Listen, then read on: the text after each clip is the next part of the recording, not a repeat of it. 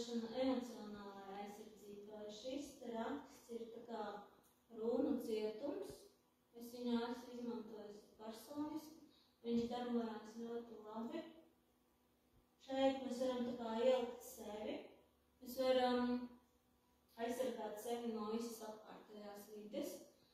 Vai šeit varam vidū arī ielikt cilvēku, kas mums tā kā neīpaši uzrunā, no kura mēs gribam kādu mirkli atpūsties. Un tad mēs ņemam dārbezu, kas ir pārmaiņas. Principā, medicīnu mēs varam likt arī kā paši cilvēku pētījumiem, pēc viņa dzimšanas datumiem. Tad ir Evas mērķis sasniegšanai, turistes uzbrukumam un nošķelšanai no apkārtējās pasaules, nautis robežu pārkāpšanas neiespējamībai un Kenezu situācijas aktivizēšanai.